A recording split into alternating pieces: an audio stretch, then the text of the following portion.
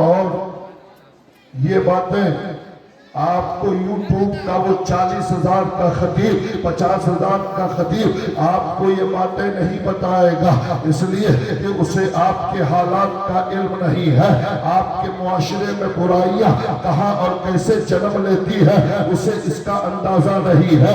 میری قوم کے لوگوں، میں یہ نہیں کہتا کہ آپ ان خطیبوں کو مت بلائیے، آپ جہاں سے بلانا چاہے بلائیے، ہندوستان کا بارڈر کراس کر کے آپ دوسرے ملک سے بھی بلائیے، لیکن شرط یہ ہے کہ بلانے سے پہلے ان کو عنوان اور ٹاپک دیجئے کہ ہمارے علاقے میں یہ برائی ہے، آپ اس کے تعلق سے بولیے، ہمارے علاقے میں یہ غلطیاں ہیں، آپ اس ٹاپک پہ تقریر کیجئے۔ وہ جو سجا کر اور سوچ کر آیا ہے آپ وہ مت سنیے، بلکہ اسے دعوت دیتے وقت کہہ دیجئے کہ آپ کو 40,000 تو دیں گے، لیکن بولنا وہ پڑے گا جو ہمارے علاقے کی ضرورت ہے۔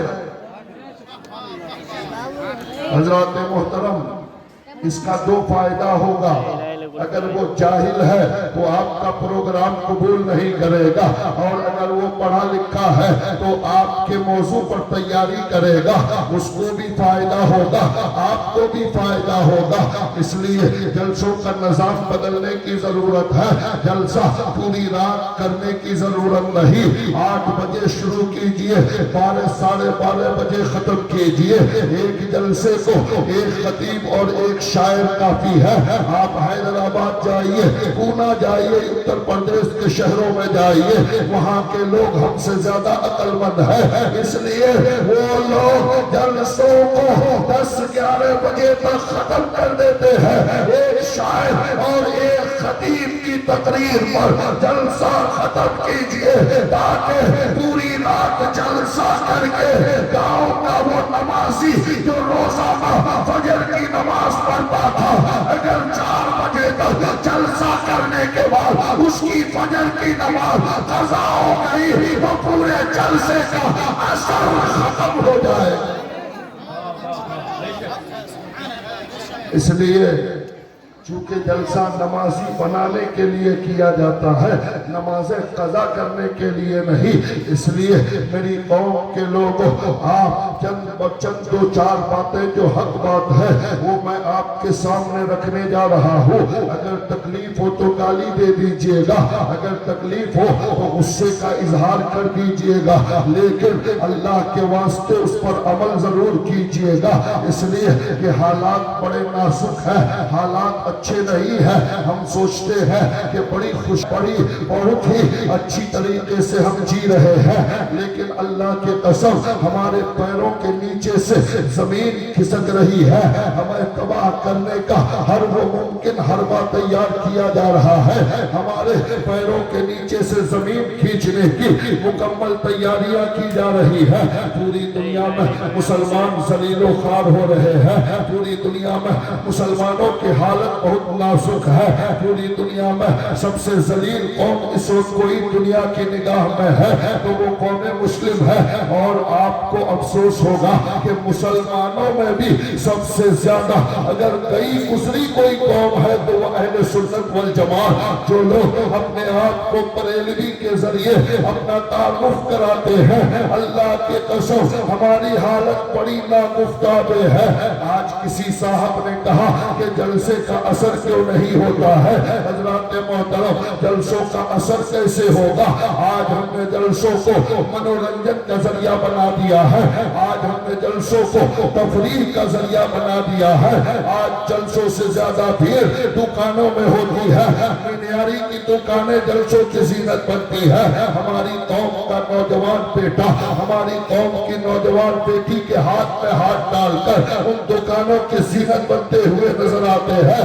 میں آپ کو بتاؤں علاقے میں بہت سارا عرس ہوتا ہے، آپ آپ ان عرصوں میں جا کر دیکھو، اللہ کی قسم ان عرصوں کا حال یہ ہے کہ اگر آپ کو راستے سے مزار تک یا اسٹیج تک جانا ہو، قسم خدا کی وہ عریانیت، وہ بدتمیزی، وہ بد تہذیبی بن سور کر میری قوم کی بیٹیاں، بہو اور مائیں اس قدر جاتی ہے جیسے نبی کے سیرت کا مقام نہ ہو، جیسے کوئی جلسہ نہیں بلکہ کوئی قوالی یا کوئی ایسی جگہ ہو، کوئی بازار ہو، کوئی میلہ ہو۔ اے میری قوم کا باپ، اے میرے قوم کا بھائی، اے میرے قوم کا شوہر، تمہاری غیرتیں کہاں بڑھ گئی ہے؟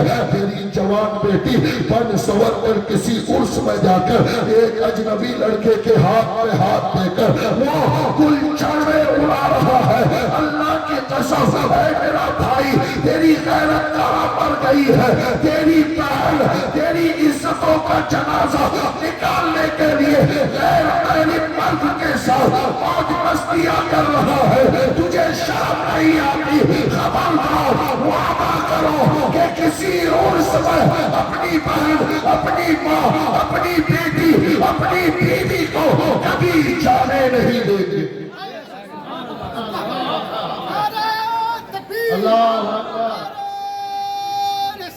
یا رسول اللہ، یا رسول اللہ، زندہ باد، زندہ، اللہ اکبر، یا رسول اللہ۔ حضرات محترم، اللہ ڈھیل دیتا ہے، یمدہم فی طغیانہم، اللہ رب العزت ڈھیل دیتا ہے، اور جو آدمی جتنی اونچائی سے گرتا ہے اسے چوٹ اتنی لگتی ہے۔ آپ یہ مت سمجھیے گا کہ آج ان بے حیائیوں کی سزا نہیں مل رہی ہے، جب آپ کے گناہوں کا کھڑا پھٹ جائے گا تو ضرور پھٹے گا۔ اللہ کو کا قہر اور غضب زلزلوں کی شکل میں نازل ہوگا۔ ترکی اور سیریا کا زلزلہ آپ نے دیکھا، آپ یہ مت سمجھیے گا کہ آپ کے یہاں زلزلے نہیں آئیں گے۔ آپ کے گناہ اگر اسی طرح بڑھتے رہے، آپ کی اگر توبہ کی توفیق ختم ہو گئی تو اس دن کا شدت سے انتظار کرو جب ترکی کی طرح اللہ کا غضب تمہارے وجود کو ختم کر دے، تمہیں زمین کے نیچے تہس نہس کر دے۔ اللہ کی قسم، اے میری قوم کے لوگوں، آج تو ہماری قوم کا مزاج یہ ہے کہ ہم مسلک اعلیٰ حضرت کا نعرہ لگا کر مسلک کو بدنام کرتے ہوئے نظر آتے ہیں۔ جلسے میں نوجوان آیا، ایک بار بھی اس نے نماز نہیں پڑھی ہے، کبھی وہ مسجد کے قریب نہیں گیا ہے، ماں باپ کی خدمت نہیں کرتا ہے، لیکن جلسے میں آ کر ایسا نعرہ لگاتا ہے کہ ابھی چین کی سرحدوں تک اسلام کی تبلیغ کے لیے ہتھیار ہاتھ میں اٹھا کر چین کے بارڈر تک پہنچ جائے گا، پوری دنیا میں اسلام کا پرچم لہرا دے گا۔ اللہ کی قسم، اے مسلک اعلیٰ حضرت کا نعرہ لگانے والوں، کان کھول کر سن لو، مسلک اعلیٰ حضرت کو پہلے جانو، پہچانو۔ مسلک اعلیٰ حضرت یہ ہے کہ عورتوں کا مزارات پہ جانا جائز نہیں ہے۔ مسلک اعلیٰ حضرت یہ ہے کہ ایک مزار پہ ایک چادر جب تک پرانی ہو کر پھٹ نہ جائے دوسری چڑھانا فضول خرچی ہے۔ آج مزاروں پہ چادروں کا آسمان بنا دیا جاتا ہے، ٹریکٹر پہ چادر لے جایا جاتا ہے۔ اللہ اللہ، اے میری قوم کے لوگوں، کان کھول کر سن لو، اللہ کے ولی کو تیری چادر کی ضرورت نہیں ہے، غریب نواز کو تیری چادر کی ضرورت نہیں ہے۔ تیری چڑھائی ہوئی چادر کو بیچ کر ان جاہل مجاوروں کے گھر کا خرچہ کرتا ہے، اور تمہارے عقیدت کے پیسوں سے وہ عیاشیاں کرتے ہوئے نظر آتے ہیں۔ خبردار، اگر چادر کی منت مانا ہے تو چادر چڑھانا ضروری نہیں ہے۔ وہ 500 کی چادر چڑھانے کے بجائے 500 روپیہ لے کر اسلام پور ہاسپٹل میں پہنچو، بہت سے ایسے غریب مریض ہیں جن کے پاس دوا خریدنے کا پیسہ نہیں، غریب نواز کے نام پر اسی 500 کی دوا خرید کر اس غریب مریض کو دے دو، وہ ٹھیک ہوگا۔ ہاتھ اٹھا کر جب دعا اللہ اس غریب مریض کی دعا تیرے حق میں قبول فرما لے. تکبیر، نعرہ رسالت. علماء اہل سنت حضرت علامہ مفتی فیروز عالم صاحب قبلہ اصلاحی. غریب نواز کو اس چادر کی ضرورت نہیں. تمہاری بھیجی ہوئی چادر، تمہاری چڑھائی ہوئی چادر وہاں کے نیم رافضی اور جاہل اور گوار قسم کے وہ مجاور اپنے بچوں کی عیاشیوں پہ، اپنی عیاشیوں پہ خرچ کرتے ہیں. اللہ کی قسم غریب نواز کے نام کی چادر چڑھانے کے بجائے غریب نواز کے نام پہ 500 روپے کا کپڑا خریدو اور گاؤں میں اپنے گاؤں میں کسی یتیم بچے کو ڈھونڈ لو اور اس یتیم بچے کو وہ کپڑا اڑا دو. اللہ کی قسم ادھر یتیم بچہ مسکرائے گا، ادھر اجمیر کا غریب نواز راضی ہو جائے گا.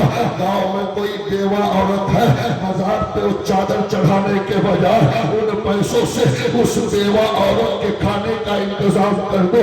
اللہ کی قسم وہ غریب نواز تجھ سے راضی ہو جائے گا. کوئی غریب بچہ ہے، پڑھنے میں بہت تیز ہے لیکن پیسے کی وجہ سے کتاب اور قلم نہیں خرید سکتا ہے. اللہ کی قسم غریب نواز کے نام پہ اسے کاغذ، قلم اور کتابیں خرید کر دے دو.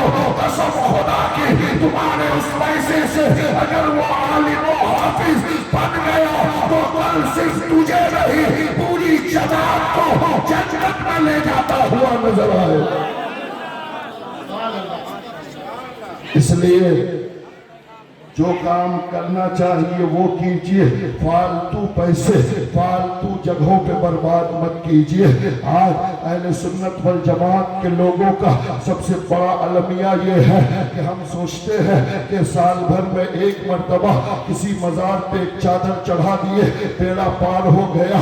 سال بھر میں ایک مرتبہ کسی مزار عرس پہ حاضری دے دیے ہمارا بیڑا پار ہو گیا. پیر طریقت تشریف لائے، ان کا ہاتھ چوم لیے، ان کا دامن پکڑ لیے، ہمارا بیڑا پار ہو گیا. بابو حضور کی سرپرستی ہے.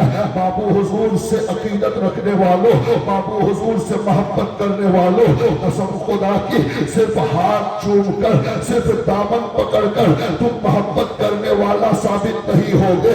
اگر واقعاً بابو حضور سے محبت کرتے ہو تو ہاتھ چومنے سے پہلے یہ تحیہ کر لو کہ بابو حضور کے چہرے پہ نور ہے، میرے چہرے پہ بھی نور ہو. بابو حضور کا ہاتھ چومنے سے پہلے یہ تحیہ کر لو کہ بابو حضور کی ایک وقت کی نماز کبھی قضا نہیں ہوتی ہے.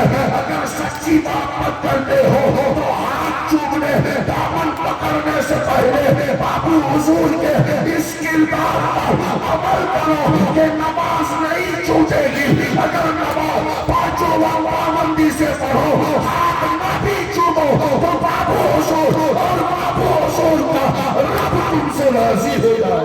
نعرہ تکبیر. بھائی کم سے کم اپنی آواز کو تو بلند کر لو. جشن غوث الورا میں آئے ہو، غوث الورا کے دیوانے ہو اور اپنی آواز بلند کرنے نہیں چاہتے. نعرہ تکبیر، نعرہ تکبیر، نعرہ رسالت. مسلک اعلیٰ حضرت فیضان حضور علی، فیضان بابو حضور حضرت علامہ مولانا مفتی فیروز عالم صاحب قبلہ. نعرہ تکبیر. حضرات محترم، حق بات سننے کی صلاحیت پیدا کیجئے. حق بات کڑوی ضرور ہوتی ہے لیکن وہ حق ہوتی ہے، وہ نجات کے قابل ہوتی ہے، وہ جنت میں لے جانے والی ہوتی ہے. یقیناً بابو حضور پہ مر مٹیے سعادت کی بات ہے، فخر کی بات ہے، لیکن صرف بابو حضور یا کسی بھی پیر صاحب کا، کسی بھی خانقاہ کا پیر صاحب ہو، صرف ان کے نام کا نعرہ لگا دینے سے، ان کا ہاتھ چوم لینے سے صرف آپ کو نجات اگر سمجھتے ہو کہ مل جائے گی، آپ جنتی ہو جاؤ گے، تو یقیناً ابھی بابو حضور تشریف لائیں گے. ان کے سامنے آپ کر پوچھئے کہ میں نماز نہیں پڑھوں گا، صرف آپ کا ہاتھ چوموں گا، آپ مجھے جنت کی گارنٹی دیجئے۔ اللہ کی قسم دنیا کے کسی بھی پیر سے بغیر نماز پڑھے جنت کی گارنٹی نہیں لے سکتے ہو۔ پہلے نماز پڑھو، پہلے حلال کھاؤ، پہلے حق بولو، حق سنو، حق پر چلو، پھر کسی کا دامن تمہارے لیے بے شمار معاملات میں کام آتا ہوا نظر آتا۔ نعرہ تکبیر، نعرہ رسالت، مسلک اعلیٰ حضرت جشن غوث الورا مفتی فیروز عالم مصباحی صاحب قبلہ۔ حضرات محترم، میں نے اپنے علاقے میں بہت سے لوگوں کو دیکھا ہے، بہت سے نوجوانوں کو دیکھا ہے، اور ہو سکتا ہے یہاں بھی ایسے نوجوان ہو جو اپنے ماں باپ کو گالیاں دیتا ہے، بیوی کی بات میں آ کر ماں کو ستاتا ہے، ماں باپ کی دوائیوں کا انتظام بڑھاپے میں نہیں کرتا ہے، لیکن وہ اجمیر جا کر 10,000 روپیہ خرچ کر کے آتا ہے، وہ دربھنگہ جا کر 5,000 روپیہ خرچ کر کے آتا ہے، وہ بریلی جا کر 10,000 روپیہ خرچ کر کے آتا ہے، وہ کچوچا جا کر اپنی عقیدتوں کا اظہار کر کے آتا ہے۔ کان کھول کر سن لو اور لکھ لو، اگر کاغذ اور قلم لائے ہو اور لکھ لو، نہیں تو دل کی تختی پر نوٹ کر لو۔ اللہ کی قسم کھا کر کہتا ہوں، اگر تیرے ماں باپ تجھ سے ناراض ہے تو دربھنگہ، بریلی، کچوچا، اجمیر، بغداد، یہاں تک کہ مکہ اور مدینہ بھی جاؤ تو اللہ تیری دعا قبول نہیں فرمائے۔